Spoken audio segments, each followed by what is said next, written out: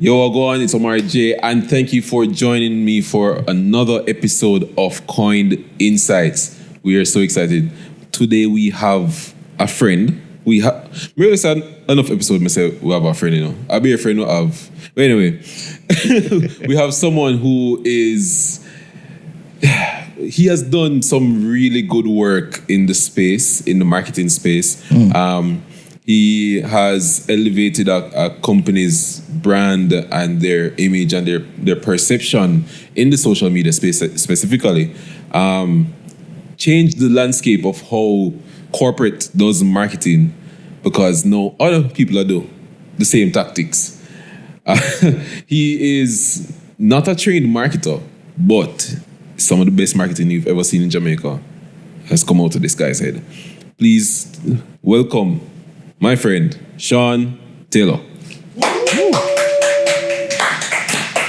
I must confess, during that intro, I was about to be like, yo, who are you talking about? Yeah, but man. Yeah. No, man. I'm happy to have you here. We constantly go back and forth about like different ideas. Yeah. What different corporate entities could be doing better. Who is doing what well. Mm-hmm. Should I just can we make reference to the Sure. So just give us before we get into the introduction, let's actually do an icebreaker. Yeah. Because I'm supposed to follow the script, so I'm going to stick to the script that my wife gave me. Come on. Stick to whatever my wife told me to do. That's a good lesson. Very all right, good cool. lesson. So we just have 3. Okay. First thing, do you prefer Monday meetings or Friday meetings? Oh my goodness. I hate Friday meetings for sure. Same. On Friday, I kind of just want to relax. Mm-hmm. So definitely, let's pack every meeting on a Monday. Mm-hmm. If all of Monday was just for meetings, I'd be good. I prefer to have Monday meetings to be internal meetings. Mm-hmm. So if client meetings are, if I have to, I'll do it on a Monday. Fridays are out for me. Don't call my phone on a Friday. Don't ask me to do unless it's between 10 and 11. Yeah. Like get it out of the way quickly and it's a quick check-in. And for me, a Friday is probably the time that I'm doing my most reflection on how the week has been going, what I need to fix. Definitely. This is when I get to do probably the most research. So I just kind of scroll, but really a lot of that is research. Yeah. So that's how I like my Fridays. All right, cool. How about this? Wine or cocktails? Because I'm a rum guy. But I really do enjoy a nice glass of wine from time to time. All right, so when it comes to liquor, if you look, you can tell my drink by the most color, fruit, and an umbrella. So I only drink girly drinks, as they call it. Yo, there's some of the best drinks. So definitely cocktails. Yeah. Wine not sweet enough sometimes. So unless a Moscato. Yeah, that's true. That's true. There's some good Moscato. Pink Moscato. Mm-hmm. There's a wine I want to introduce to. I think it's Barita name. Sorry. Yeah, we need to give a sponsor. Them have to be sponsor for the next episode. As a matter of fact, Select Brands. Man, link you up. You see me? Anyway, third one. Locked on my. Man. What's your favorite social media platform? My favorite social. I mean, it's probably the one that I'm on the most is going to be Instagram. But a lot of that is because I find that is this weird middle ground. Mm-hmm. So Facebook kind of feel too old for me. Definitely. I don't even have the app on my phone. Right.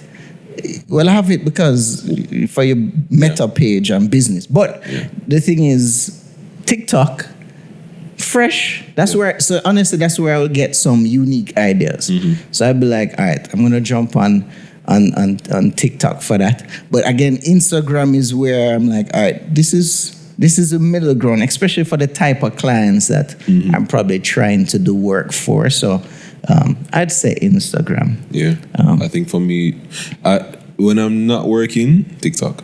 Mm-hmm. But that's also where I get most of my ideas from as well. For sure. Instagram for the same reasons, Instagram. But I've been finding threads to be quite refreshing. Really? It especially for the nature of my work. Yeah. I'm constantly editing videos. Sometimes I'm just tired of seeing videos. Yeah. And I'm tired of the how busy. So after I'm done, doing my social listening and research on TikTok, Instagram, the works. Sometimes threads is just that moment of silence that I need, and I can scroll at my own. It's like Twitter when it just started, before everybody got on it, and then like this, just have this conglomerate of like mess and opinions and all that stuff. I don't think Mark would be happy to hear that you think Threads is a place to slow down. He's probably hoping that this is the exciting place. But you're right. I think what Threads is basically TikTok is to Instagram as Twitter is to Threads. So in terms of the feel, so Twitter, you get all the news on Twitter before it reaches on Instagram. TikTok, you get all the trends before it reaches on Instagram. Yep. So Threads kind of has the same feel for Instagram, but so it's more curated. It's more you take your time. Well, anyway, that's enough of me rambling about how much I love Threads. Not sponsored. So let's just jump straight into it. Yeah. Who is Sean Taylor? Who is Sean Taylor? And why is he here where he's here? Where is he now, and why is he? How did he get there? Yeah, I mean, so in 1985. All right, we're not going there. Yeah, I mean, Sean. Well, first of all, I'm a believer. I'm a husband. I'm a father. Those are all the things I am first, and everything I end up doing now for my vocation is like influenced by that, right? So, I mean, you alluded to it a bit, where I'm known as, to most people, as a marketer. Handled that bow tie guy, which I took on. Adequately. Yeah, named. Right? So, and a lot of that really started from just all of the things that I was doing. So I've always been in finance and math. So I studied actuarial sciences. That's what I did. Went into finance and worked at a few financial houses. First global financial services that doesn't exist anymore, bought by Proven. So that's what I was doing. Research. I was a research analyst. And then I went into sales and business development. And then I moved and studied to be a pastor for about 2 years. And then came back. There was a cog in the wheel. Went into marketing. So how I explain it to people is really the M's of my life. Okay. It's mathematics, money, ministry, and then marketing. So those are the four highlights of my journey. Yeah. Okay. So you didn't study marketing, but as I learned financial, I'm not going to use expert. I don't want to make you feel uncomfortable. I'm a learner, so that I'm a student of finance. Right. How about that? As a student of finance. Yeah. How is it that marketing makes sense for you? Well, I'm gonna make it make sense for you. So. Okay. I think all those M's I spoke about, so the mathematics, a lot of that helped me to be analytical. So when it came to marketing, for me, I wouldn't approach it like, probably you'd say, how a creative is like, one of the things I teach you about math is that every problem is an amalgamation of smaller problems. So really, you need to just break down that big problem with these small things and say, all right, here are the small solutions as we go along. And so for me, coming into marketing, realizing, all right, what's the goal? What we're trying to accomplish here? Okay, you want to get the brand out. We're not going to start with, okay, here's an ad, here's this, but just, all right, let's break down this problem into these smaller problems and create these solutions that we can make there. But then the money part, people don't realize that when it comes to marketing, you can have a great product. If no one knows about it, who cares, right? Right. We like to act as if marketing is not what influences us, but I guarantee you are buying that Nike shoe, that Adidas shoes because of marketing. For sure. Right? So a lot of marketing was put into you making the decision about what you're wearing. Yeah. So that's very important to realize. And so if you want to make money as a business, you really need to think through, all right, how am I leveraging all of these skill sets for marketing to get that done? I mentioned the ministry part. I think it's very important. Well, part of ministry is you realize that people are probably the most important resource. Yeah. And you're trying to connect with people. And I think now bringing that to what I do is just very important. Because for me, again, I'm not selling a product. I'm connecting your brand with people. I mean, again, whatever your business is who is that? It's just this entity. And people connect with people.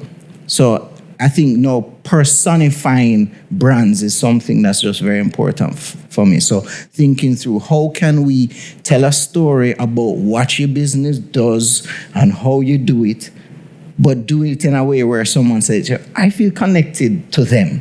And so that's just a very important part of why I think my whole journey in marketing was just unique. Because I said, I didn't start there, but with all of the things that I've done, it has helped me to have a unique approach when it comes to marketing. Right. So you touched on the part about ministry and connecting with people. Yeah. That really stands out to me. We here at Koined Digital, we want to connect people. We want to help companies and businesses build communities. Yeah. It's actually where the name coin comes from. It's the Greek word for fellowship, from koinonia. But I want to get into how it is that you have taken these big M's in your journey and applied it to the marketing at Barita. Yeah. Social listening is what comes to mind. How is it that these big M's, how is it that connecting to people, how is it that, being as analytical as you were, how did it help you to, use the social trends that were there, the research that you would have done to help build Barita's brand presence as it is now? Yeah. I mean, so while I was there doing work for Barita, I think one of the things that really helped is I was given a certain level of autonomy. So I'll give kudos to them in that way, right? So there are a lot of companies that have marketing departments. But what typically happens is there is a lot of instruction coming all the way from the top and say, you marketing, go do this. And we approve all of what happens there. I would say why that company did so well is they appreciated that, first of all, a brand isn't built in the boardroom. Right. It's built by the people out there. Because the thing is, it's your brand. Sure, it's from you. But it's not for you, No. If you're trying to sell to all of your friends in the boardroom, okay, sure. But if that's not your customers, you have to go and listen to them. Right. So no matter what you think you are, it really is, what are they saying about you? Do you understand that when they hear your brand, what do they associate it with? And I think one of the first things we did was just find that out. When people think about a Barita at the time, what did they think? That's safety, secure. But another thing they thought was boring. To be very honest, I don't even think about Barita. Well, there you go, right? So if anybody thought about them, those were the things they were saying. And really where we started was like, all right, what's that one word or adjective do you want people to associate with your brand? I mean, you're a car person, right? So when you think about, I don't know, BMW, what comes to mind? Okay, German. Built, okay. fast. All right. Volvo. Built. Okay. Legacy, old. Okay. A lot of people would say safe. Right? If you're thinking luxury, what brand comes to your mind? Bugatti, Aston Martin. All right. Now, I guarantee you, Omari, that you don't think those things simply just out of the blue. They've been shouting that to you constantly. Yeah. In subtle ways. And so one of the things that we had to think through is, all right, what are some of the pillars that we want the brand to be identified with, right? And then actually sticking to that. So at the time it was, smart, bold, game-changing. And so it was very simple, and it was just like, okay, in everything that we do, how can we communicate bold, smart, game-changing? All right, so we're going to do an ad. Is it bold to have someone in a suit sitting down saying, here at whatever, we are here to serve you? It's just like, that's not very bold. It would play right into the line of boring. It would play into that. So for us, it was just like, all right, what would be bold? Whenever you see some of those lifestyle brands, what do you see? So it's just a simple thing. They have all these slow motion hero shots. Yeah. Let's do hero shots as much as possible. So it just feels sexy. Yeah, but that's not how you deal with finance and banking. Sure, that's not how you do it, but that's how we're going to do it. And so we were just thinking in that way. Okay, what about your language? How do you speak? So a part of it was just like, all right, so we're going to just use words that people don't understand. But we're going to just create words that communicate certain things. So Baritifying things. People were using the phrase Baritifying. It's just a lot of language that you'd say, I don't expect to read that when I'm looking up on, a finance house or a bank. So there was just a lot of things where we said, all right, if these are the pillars, it should affect how we look, how we sound, what we say and what we don't say. And I think that was a big part of it. I mean, another thing that we were thinking through is like, okay, what would be bold and game-changing? All right, once you see something on Twitter and there's a trend, let's jump on the trend. So we're just thinking like that. And where we said it is, I kind of looked at the team and say, give me any idea you have. There's no bad idea, just give it. That really helped, because and I tell you, there are some ideas that were given that I'm glad we didn't do. But it got us thinking. Through. It got us thinking. Sometimes you have to get those other ideas out in order to get the flow going. Of course. Yeah. So even when we're like, all right, you know what?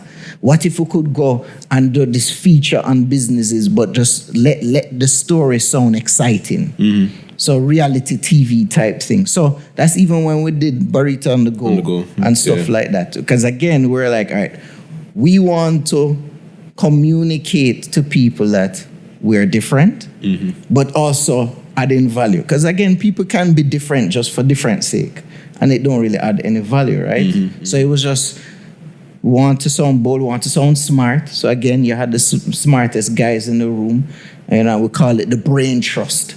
Again, what is our brain trust? We made that word. And we just said, this is our brain trust. We have the best and brightest people. And so in using that language over time, again, it just changed how people thought about the brand. Okay. So speaking about what people thought about the brand. Yeah. During the pandemic and after, first of all, kudos to you guys for being able to still be relevant and be more than relevant. Become viral. You guys became one of the biggest, if not the biggest, corporate brand in Jamaica during that time, especially during a time when, everything is down. All businesses or most businesses have reduced their numbers, their productivity is not up, all that stuff. So you're not expecting many persons to be pushing the boundaries as much. So kudos to you guys on doing that. My question now is, what was the drive? What was the drive to being as bold as you guys have been? Because there are some times when Barita put out something and then it's a lot of hits, but there are a lot of misses as well. I mean, people threaten to sue because you do this or that, and I would give kudos to the man who would have taken over, so that would have been Paul Simpson. I remember the first time we got a letter where somebody was threatening to sue us because, I won't say who, but it was just, we're following an artist did something and we jumped on what was done at the time. And, it was a viral moment and we jumped on it and got a letter. And I remember being very worried. I'm like, first of all, I can't pay that amount that I'm seeing there. And I remember he said, Sean, well, if you weren't getting the attention, you wouldn't get this letter. So, good job. No, kudos to that. Because another management style would have been to be afraid. But he himself showed that, no, I can be bold here. And a lot of it came from, well, we know what we did and we understand the law. We're not going to let somebody saying something like that, cause us to all be shaking our boots. But as I said, really what it said is, hey, you guys are not going unnoticed here. And I think that's what it definitely communicated. But as I said, I would say, it wasn't me alone. So I tell people we were a team of three musketeers, and what was amazing was just how the three of us were able to do a lot of work that much bigger teams couldn't do, right? But a lot of that came through just understanding our strengths, but also leveraging the resources that we had out there. So there are certain partners that we were like, we're definitely working with that partner. We've worked with you on projects. I'll big up 1GS, another crucial partner that was very integral in getting us out there, because in a lot of ways, people approach digital by saying, okay, all I need to be is on social. No, you have to show up in a certain way and then bring in. So again, this is the data side. I think that's what 1GS did very well, where they brought in data where we were testing, So we're doing the A/B testing. We're trying out different ads. We're changing the copy here and there to see what works. And even that, so the advice I would really be giving businesses is, social media is the only place right now that you can truly test an idea, because you put it out and you see if people engage. You see if they organically engage. Oh, this message rings true. Okay, I like that.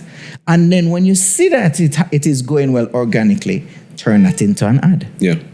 That is really how you need to be approaching social media. Versus, all right, we're going to think about the best idea to come up right now. We're not leaving this room, and we're going to be here for a week, and then we're going to get it approved by 3 committees, and it's 2 weeks later. I'm sorry. And still stuck on the idea that has not been developed. I'm sorry. That idea is not relevant anymore. That trend is gone. And so you really have to be agile. So in the pandemic, that's one thing it taught us, that you have to be agile. You have to try things and test it. And again, kudos to the management. They allowed us to try things, test it, and if it failed, we can delete it. We can archive it. We can say, I'm sorry. But what it meant is that we had enough data to say, all right, people gravitate to this type of messaging. People gravitate to this type of content style. And we were able to double down on that. And so that is one thing that you can do. And again, it's free to approach social media like that. Whereas I said, we're not talking about doing an ad yet and monetizing yet. Just put out those ideas, see what works, and then double down on the money after. Yeah. So we were having a conversation before this about how brands can use how local brands can start to look overseas to see what trends work and what then resonates locally. Can you talk to us briefly about how to actually listen, how to actually listen locally, and then how to actually do research on the marketing industry or the markets that are outside of Jamaica, to then impact and be creative and bold here.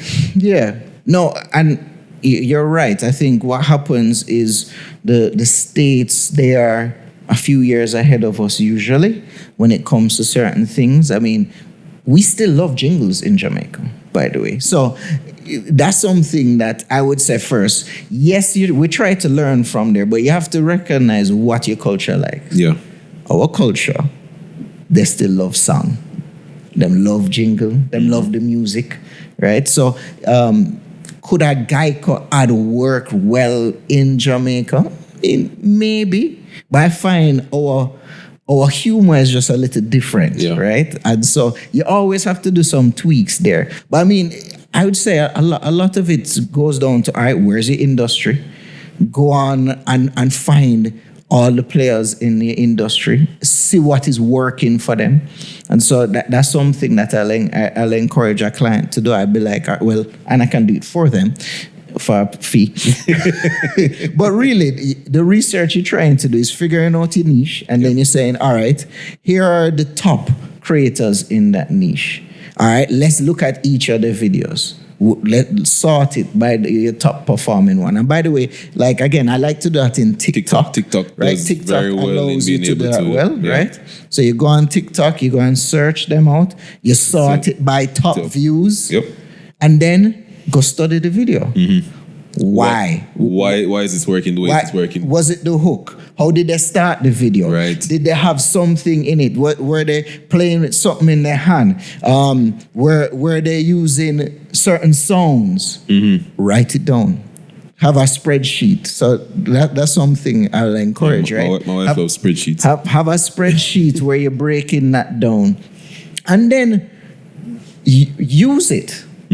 Right? Again, it's not copying it exactly, but you saying, all right, how can I use this as inspiration? And what will happen again for your brand, you will see what works. So you'll be like, okay, that worked here. And that is a good opportunity for you to test and then figure out what you need to tweak.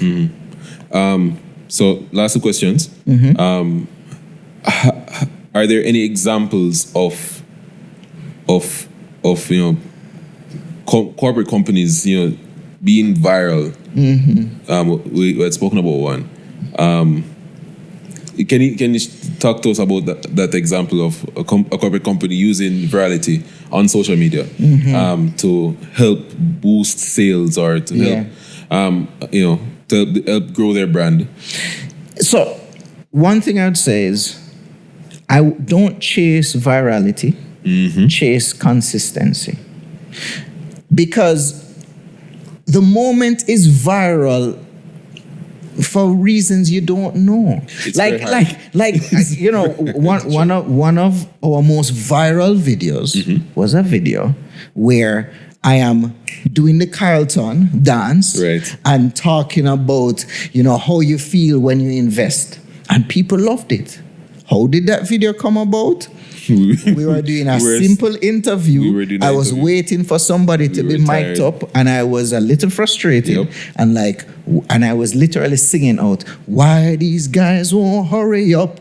And then these guys captured the video. We just press record. They sent it, and we said, "Hey, this would be funny." Slap it on. I didn't think it would be viral. but it worked, right? And so what happens though is it is the consistency. If you weren't even in the setting to press record, Right.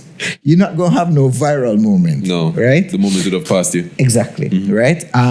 But again, there is a part of what's common in viral moments. It's just authenticity. Yeah. Right? And so if you can think about, facilitating moments of authenticity, I think, again, a conversation like, in doing podcasts, businesses doing that and having conversations, there will be viral moments in a conversation because there are just times where as people and we're talking, something somebody says something and we're just laughing about, and then that turns out to be viral. I mean, looking at the Hawk 2 girl, it was an interview. I don't think she I don't think she was trying to be viral. No, that's just her. That's just who she is. Right? And it speaks to being authentic. That's right. While being consistent about the authenticity. That's right. Yeah. And I think that's what's important. I think, and again, it talks about brands trying personifying themselves. Yeah. So I do think a brand needs to think through, okay, maybe you're a founder. Maybe one of the things that you can start to be thinking through is, all right, can I just document my life? Can I start to do that? I think founders' stories are things people are interested in. Yeah. People want to know how you even reach here. Yep. So there's something unique about your story that people will be like, hey, I want to follow this. This is, one of the things a brand needs to realize that you are competing for attention. That is what we're in the game of, attention. Right? So you are comparing yourself to a Netflix, you're comparing yourself to streaming services, and you want to be in the place where you're, I guess, edutaining people. So entertaining and educating them, right? And so it's creating content that is around those types of formats. All right. As we wrap up, this has been very good. I just want to ask you, what has been the single best piece of advice you've gotten? In life? You can do it in life, but for business primarily. Best advice that I've been given for business. It probably touches on what I said about authenticity. I think even just knowing what your brand is about and focusing on that. I mean, I found that for myself. I mean, I know for me, especially now being a entrepreneur, because that's what I am now, and helping other businesses, I've found for each brand, when you go and look at them and you study, you realize there's that sparkle that I can see there.